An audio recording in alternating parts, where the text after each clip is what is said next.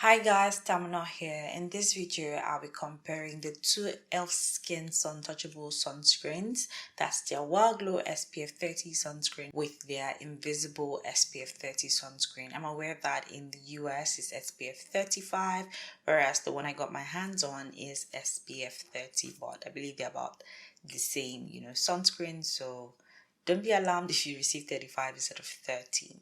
So both sunscreens are set to double as a primer while protecting the skin. The Whoa Glow one leaves a radiant glow, whereas the Invisible sunscreen leaves a blurring finish on the skin. They are both sold for $14 each or 16 euros each for the 50 ml size, whereas the 10 ml size is €6. I can't remember how much it is in dollars. I'm going to show you guys the hand swatch right now so you can see them side by side.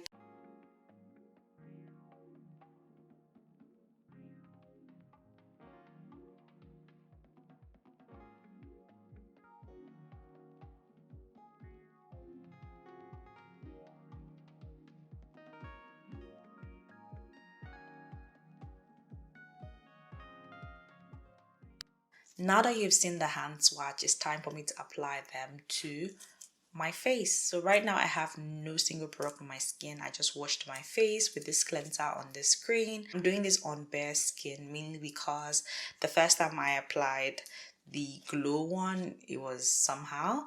I'll be applying the Whoa Glow on this side and I'll be applying the invisible one on this side. So for measuring spoon, instead of using a quarter teaspoon, I'll be going in with 1/8 teaspoon, mainly because I want it to be equal side. So I'll start with the invisible one first.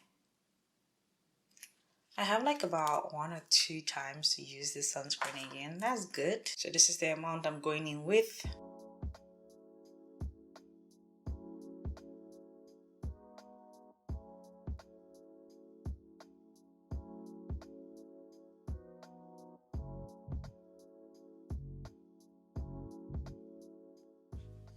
This was very quick to apply. Invisible sunscreens are just really effortless to use. So it's time for me to apply the Whoa Glow one on this side.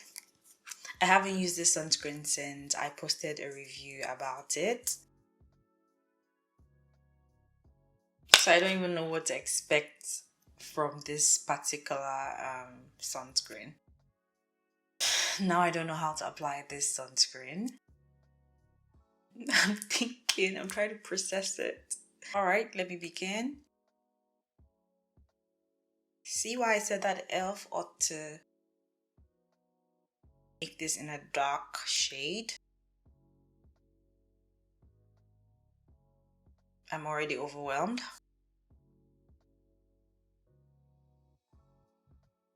Also, I'm going to blend fast, mainly because I don't want it to settle. Maybe if I blend fast, let me get better result. I still have some here.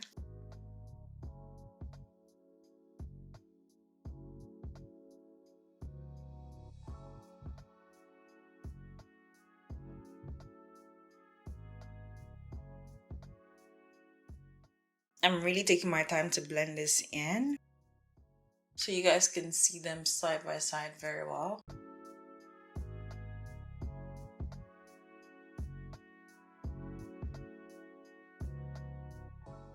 And now it's clean.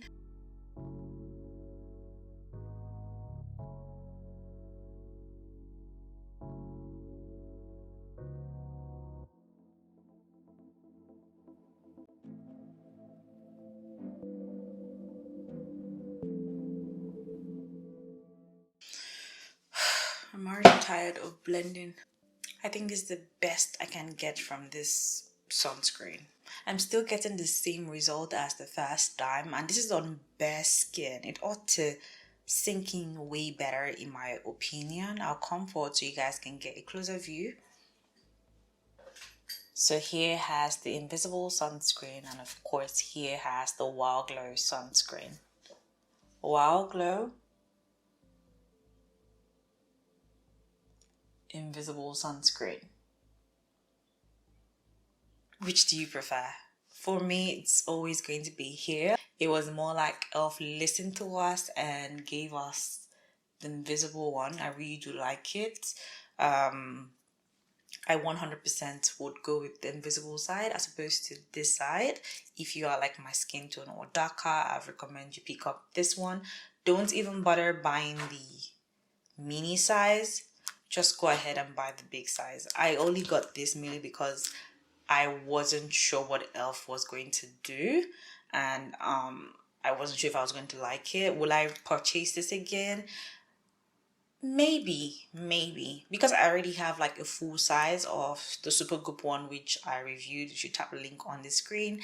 I'm yet to use that, so I may not purchase at the moment, but this is one that I 100% recommend. I feel like this, like I said in my previous video, this feels, in my opinion, way better than the Super Goop one. I really do like how my skin looks with this one. You guys see it did not just blow my skin, but there's no single shine to it. It's not heavy, nothing at all. Whereas this one, it's giving shimmers. Well, it says it's going to give you that shimmery look. I feel like it's too much in there. They could have just made multiple shades, and probably if they had a darker shade it could work, but this works great with foundation or works great with makeup in general. But as a sunscreen, it doesn't work.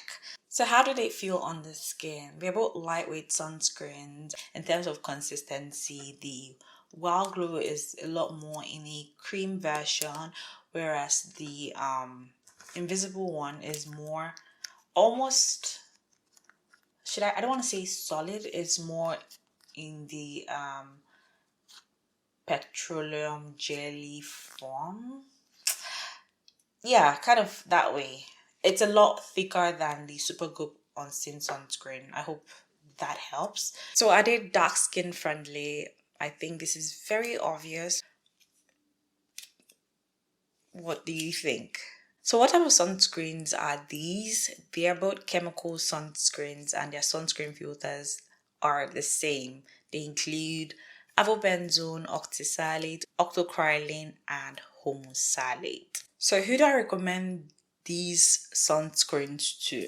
I recommend this one, that's the invisible one, to all skin types, although if you have combination and oily skin, you'd enjoy this more. Whereas with this side, if you're lighter than I am, dry skin would love this more. But if you're darker than I am, I don't recommend it at all to any skin type if you're dark skin, mainly because it doesn't work already, so there's no point recommending it to you, if that makes sense. But if at all you want to use it, dry skin can. You can use this as a primer if you have dark skin, or as an illuminator or a highlighter, but with a little quantity so you don't end up looking very shimmery. Does it sting the eyes or peel?